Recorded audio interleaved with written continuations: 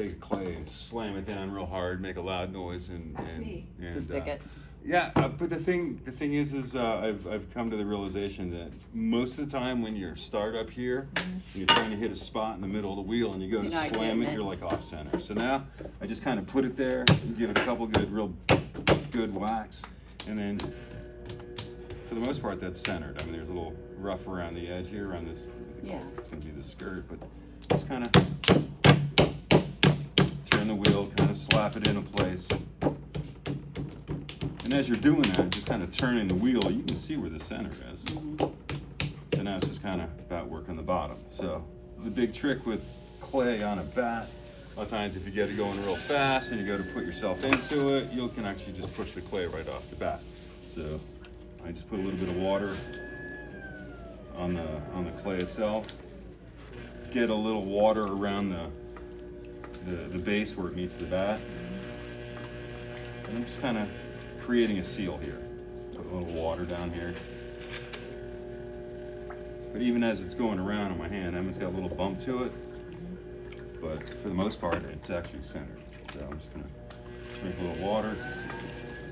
And this wheel, oh, that's right. I cranked these wheels up. They were really slow. Yeah. What? The wheels used to be really slow, and a couple of them didn't turn off. So like if you go to stop the pedal, and it would just like slowly keep turning. So anyway, all I'm doing right now is taking the knife edge of my hands and just kind of creating that little seal up against the bat and the clay, and I'm squeezing, just squeezing. And it kind of goes into a cone shape. So squeeze at the bottom.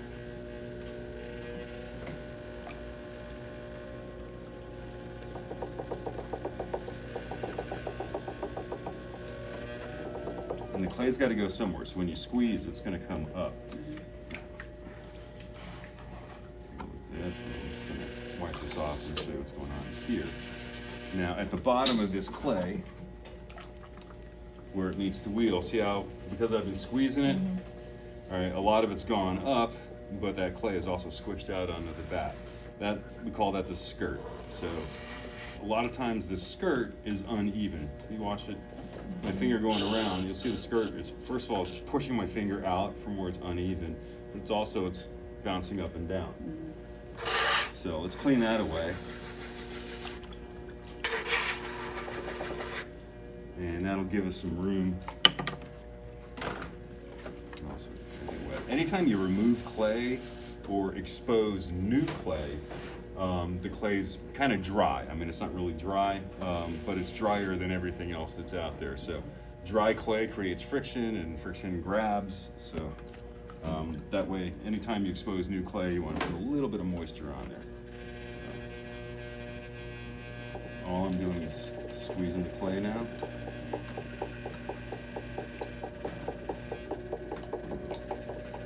And this clay's a little dry because I had it out previously. So what I'm going to do here is I showed you how to squeeze the knife edge of your hand in, and like I said, that's going to squeeze the clay up. As the clay is going around in a counterclockwise rotation, put your left hand, just make your left hand stiff, brace your elbow on your thigh or on the edge of the splash pan. And what that does is as the clay comes around, it's going to come right into the heel of your hand. See how my arm isn't moving? You hear the wheel tap, tap, tap, tap. That's actually the bat, and it's putting pressure. This pin is pretty tight, but this pin has a little wiggle room in case your bat pins aren't perfect. Is that what the tap tap is? That's what that tap tap is. At home, I actually have bamboo skewers that I will actually cut and stick into there to keep the thing from tapping, because that'll drive me crazy if I put. And what it is just putting pressure on that clay. And I'm just holding it there like that. But just me holding it, the clay is going around. It's pressing up against my hand, but I'm moving it just by applying that pressure. So once I get it, as the clay comes around, I squeeze the clay up into a cone shape. And to work you wedge the clay prior to, you know, getting on the wheel. This is like the second half of wedging. It's like on the wheel wedging. So what I do is I'm gonna bring the clay up just by squeezing it.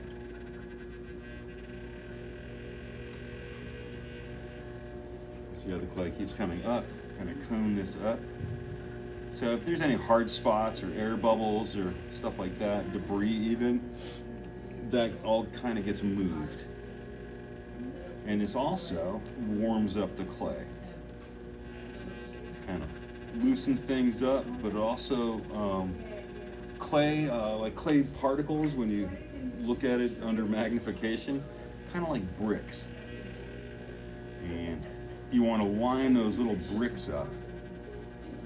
And it's funny, I'll use the brick example a lot, dealing with clay, because they're platelets, and they line up like bricks. And the stuff that's in between the bricks is water, is moisture. And so when you fire it the first time, when you bisque fire it, it dries out all that water that's in between those little platelets. And then when you high fire, it actually changes the clay chemically into stone. So all I'm doing is, like I said, coning up here.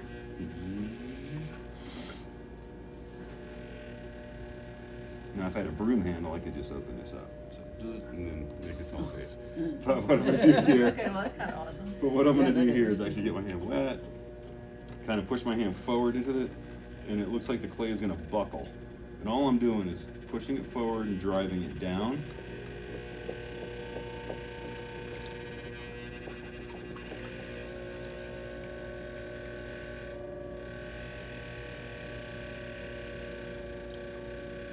And then after you cone, depending on the clay, like this clay is actually pretty decent. But I mean, there it is. It's a big giant centered hunk of clay.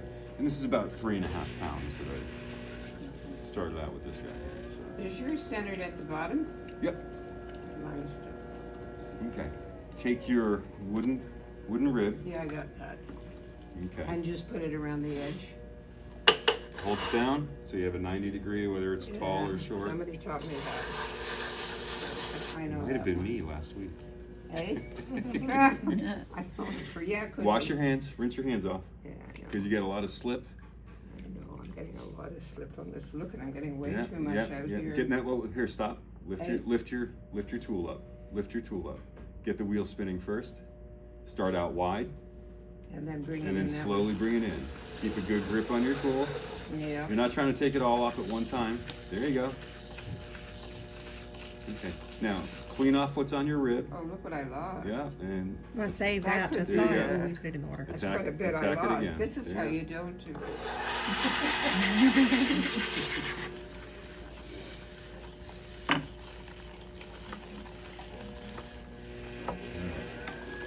so now I'm just gonna get it wet. Find the center there. Finding center, if you take your finger while it's going around, you put your finger on top of it. Finding the center is actually pretty easy. The center here, you'll feel it swirl around your finger. It doesn't pull my finger any direction. It's like the eye of a hurricane.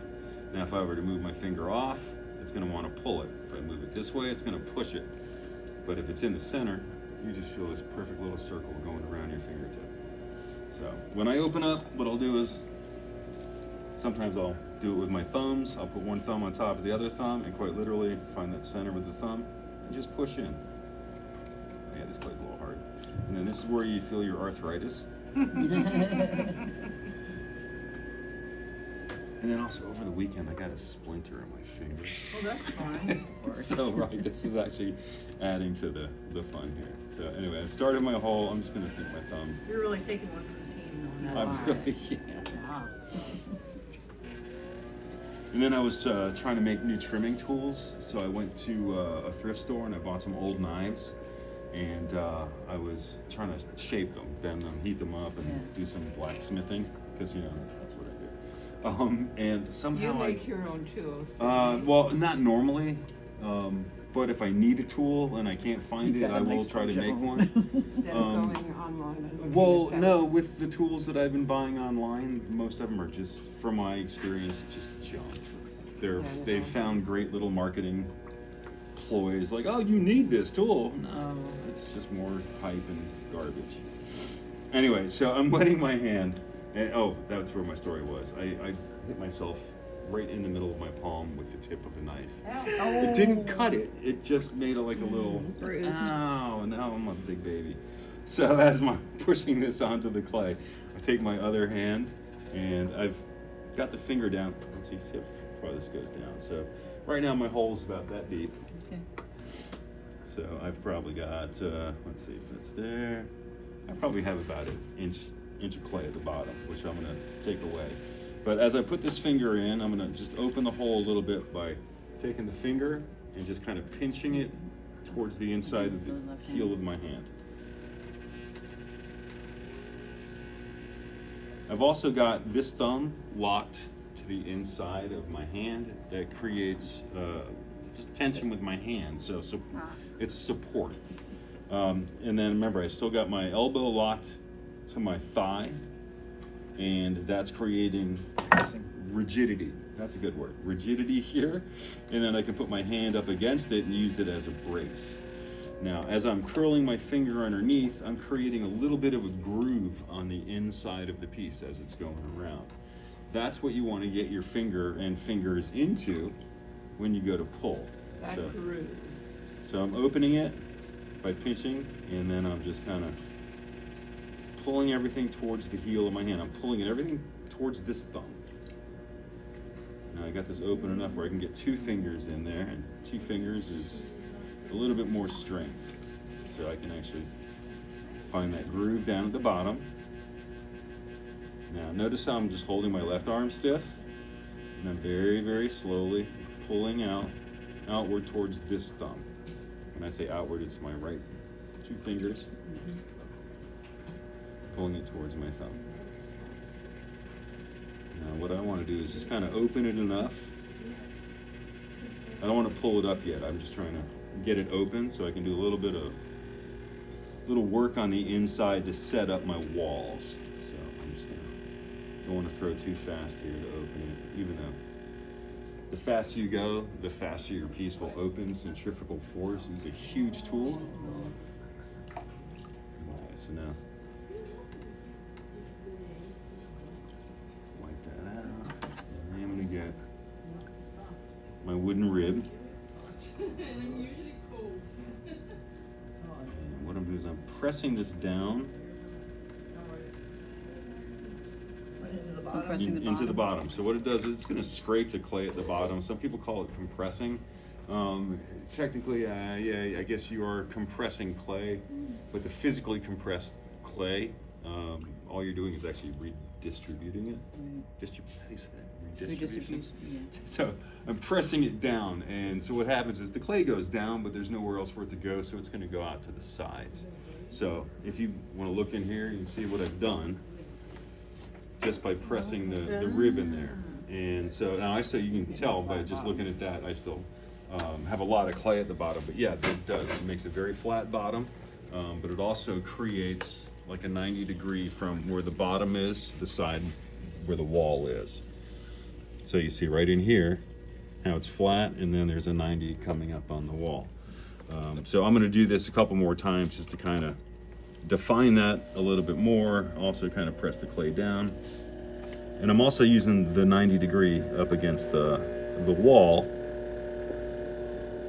so it defines that. So now that I've got it opened up there, definitely need to get a little water in there.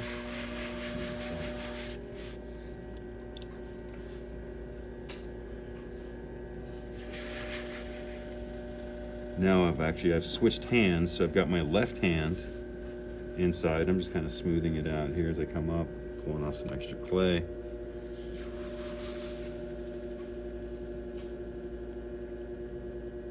But I still want to go back in and open up a little bit more. Get some of this clay out of the bottom. And I'm actually not getting it out, I'm just moving it to the side. So the clay that's down there, I want to bring it out so I can bring it up. So I'm going to take my hand in there, and just kind of press down in the center, create that little divot. And then using my fingers, I'm just quite literally just guiding the clay, starting in the center, and I'm like pulling towards the wall.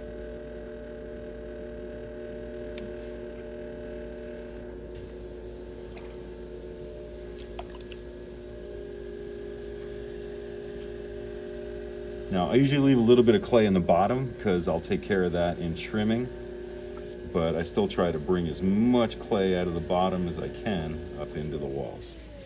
So, From the inside. from the inside, from that bottom, from the center. I didn't know that. So your goal is to bring the clay up? Yep. Up, up, up, or up and out. Depends on what I'm trying to do here. But you're not pulling that, you're just... No, right now I'm just trying to get this shape. Okay, so now this is the point where I usually switch hands.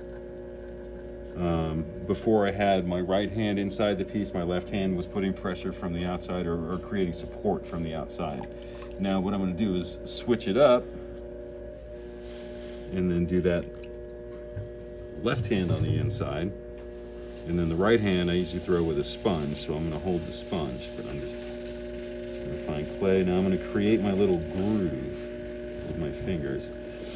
Now, if you look down in here, in the sidewall, here, let me sponge it out, get a better view. But see how at the bottom, right here, you can see the shadow more than you can actually see the groove. There, if you were to reach down in there, you would feel just like a quarter of my fingertip depth groove that goes all the way around. And all that is that's like a ridge, so that'll give me something to pull up on. So let's get a little moisture. So you keep the bridge on the inside. Yeah. And what I do is I can get my finger underneath it. Now, from the outside, I usually use the side of my finger, the side of my knuckle with a sponge. And the sponge just holds moisture in there, keeps it lubricated. So now I've got my finger on the inside under the groove. And I'm just holding it there. I'm doing the pull really with my right hand, which is on the outside, using that knuckle and the sponge to pull it up. And your hands are connected. I see your thumbs pressed together. Yep, my thumbs, there's so much pressure on my thumbs right now. 2 hands, 1 tool. Yep. But see how I just brought it up just a little bit there. All right, now to do basically the same thing, doing it from the outside, I'm gonna do what's called collaring. So I'm gonna wet my hand, make sure the piece has got some water on there, and I'm just taking my hands to the outside. We're gonna go back down to the bottom, just like we did with the knife edge of our hand, and actually you could use the knife edge. Start like this, and all I'm doing is squeezing that bottom. I can feel it sticking, fresh clay. All I'm doing is squeezing that bottom, just very gently, but the clay is going up.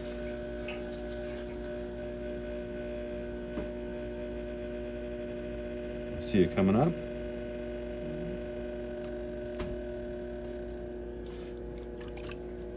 Or I can do it a little bit more aggressively.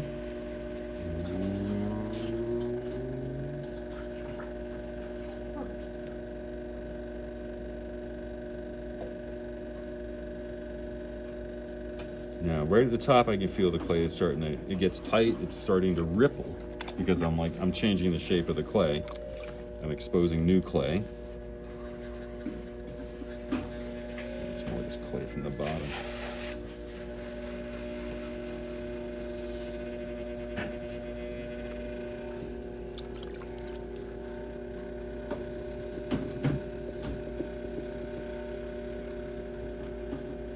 And then as I bring it up, I want to try to cone this in.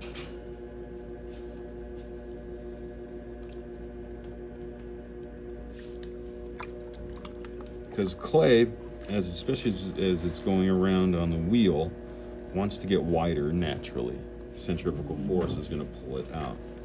So as long as I cone inward, try to keep the top smaller than the bottom, when centrifugal force does kind of try to take over, it'll take that narrow base and bring it out even with everything else. So.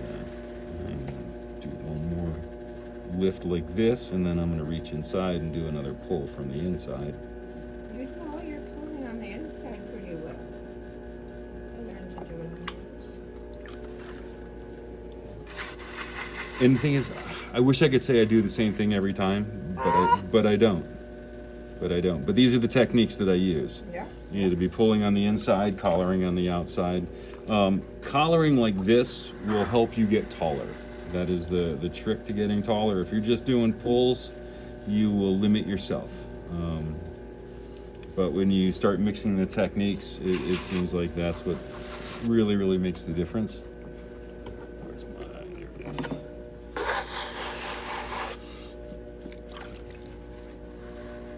Let's try one more time. And now I'm going to reach in and do another pull. So, and to do that, I'll wet the back of my hand because I'm going to kind of reach in here, just clean that up a little bit, right down on the bottom, and I've got my finger down in that little bit of a groove down there.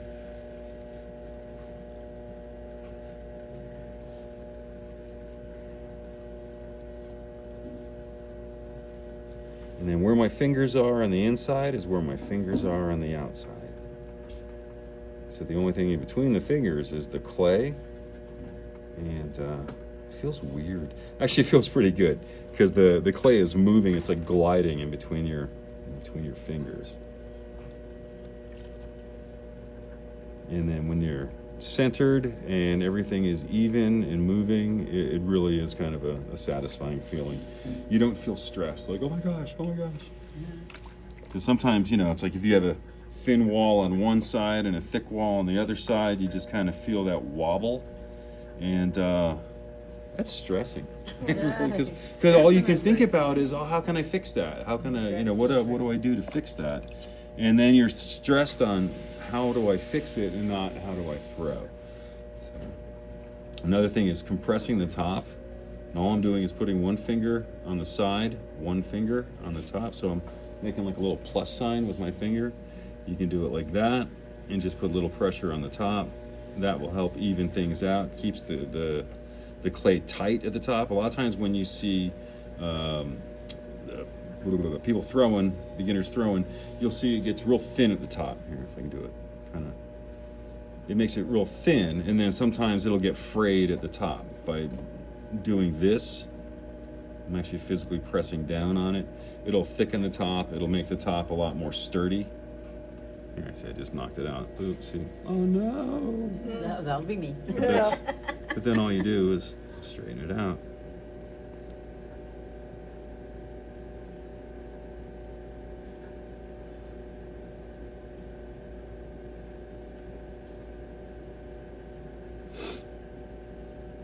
Now, also with, I'd say, keeping the clay moist without getting it too wet.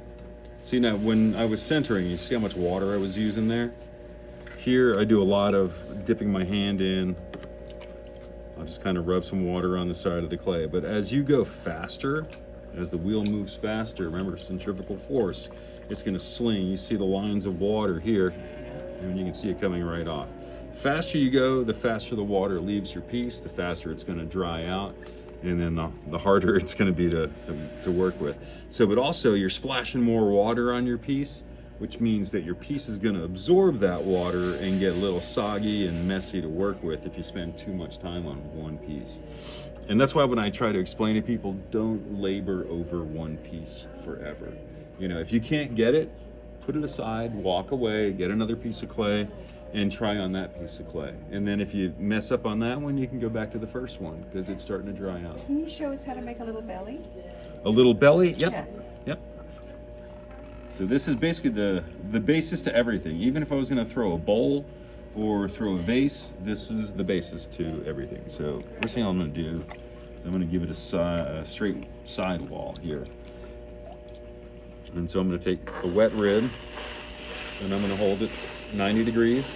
Now, I am taking my finger on the inside of the piece and just running it from the bottom up to the top. And all that's doing is I'm pressing the clay up against this straight edge here. And then I'm gonna slowly raise this up. So that's gonna move the clay, but it's also gonna straighten it out. Now I'm gonna cone this in just a little bit. So when I do make a belly, I can have some fun with it.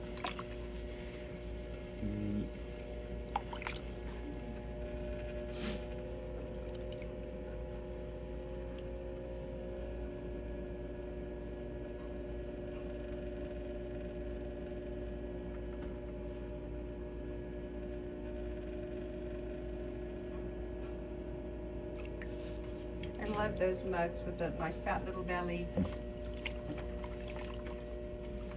The only thing I don't like about those is when you go to drink, there's that slosh at the Oh. end because it gets stuck in the bottom of the belly. Actually, Janet, can I use your yellow rib here? That one? Absolutely. Thank you. I guess they're prettier than they were practical then. Oh, you can still really cool designs on Yeah, them. though. yeah. The little curve makes them a little sexy. I saw this one girl that she does like fairy houses, but they're coffee cups. I mean, it's a very, very detailed coffee cup. I wonder if it's the same one, because her stuff is ridiculously incredible. I mean, I know she has some stamps for it, but even just the painting. What are you doing right this minute? Are you making I am pressing the rib. Hang on one second. the round side or the flat side? What are we doing? The round side, Round just side, like that. okay. Yep. And I'm just pressing that up against the inside. On the outside, I'm using the sponge just to offer a little bit of resistance. I mean, I can do it without the sponge, but you have a better chance of throwing it off. But I mean, I can just kind of put a little pressure there. Starting to look like a spittoon.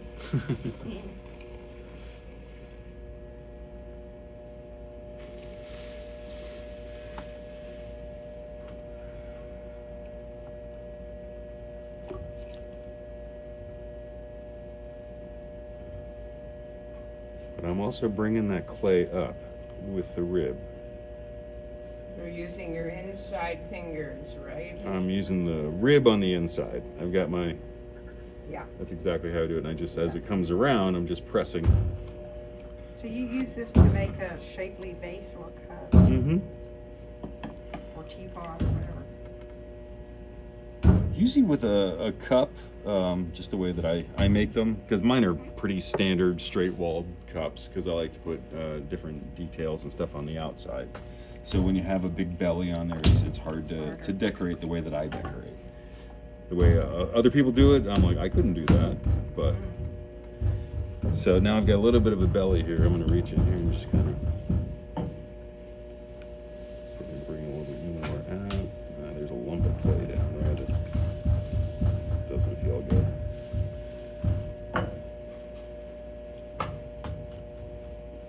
So if you weren't doing this slowly, trying to help us to learn, Mm-hmm. how long would this take you? Like, If I were to sit down and throw this piece, yeah. maybe 10, 15 minutes. We're at half an hour now, so Are it's. we? Yeah, I was just curious. Yeah. You wouldn't, if you were selling, you wouldn't make any money at that rate, I'm assuming. No. Put a huge price tag on it. Which I ended up making, I guess, over the weekend. I took the pieces that I made here, and because they weren't going to last another week, under wraps. So I took them home to trim them, and then I started playing around with slip trailing, and I had some porcelain, and Oh, how nice. so they're actually back on the shelf, and they're nuts. They're nice? They're nuts. They're nuts. I went crazy with the Slip slip trailing completely. Had fun with it though. And then the one piece is kind of like some of the pieces I used to make, where I would just drill them out in patterns, and then I drilled it out, and then used the slip trailing technique to kind of accentuate it. So now I'm taking the rib on the outside, kind of wiping away some of the slip that's built up. Also moving the clay just a little bit more.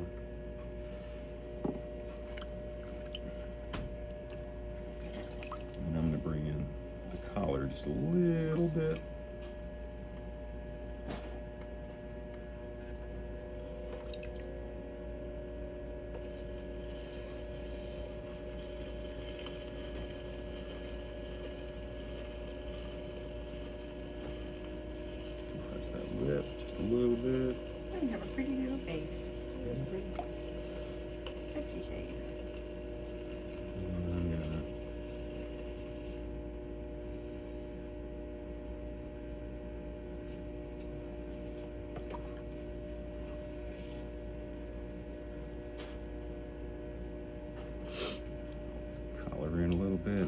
gonna flip the lip once I pull it in enough, and then just kind of create like a little flare on the top.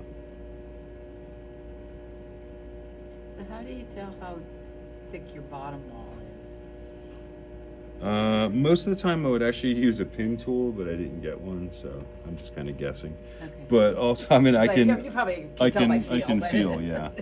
So, but for us newbies. But the way to properly do it is to take your pin tool, and like I said, I skip steps in my head, but Yeah. the trick is like once it's sitting still, take your pin tool, press it through. You can see where you check your wall thickness all the way around. Stick it in the bottom. When it hits the bat, you pull it out and kind of gauge it. Eyeball, Yeah. Normally that's what you do, but Well, yeah. Well, I mean- I didn't get my pin tool, so I'm just like, Okay. oh. I'm gonna take my knuckle, just kind of press it in a little bit, my finger on the inside, and I'm just kind of pulling it outward. I'm gonna switch it up here to. I'm just gonna give it a little bit of a lip.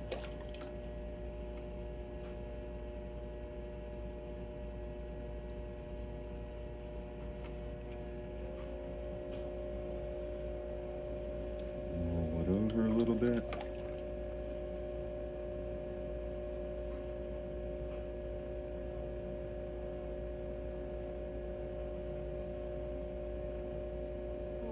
Classic arm shape. Mm-hmm.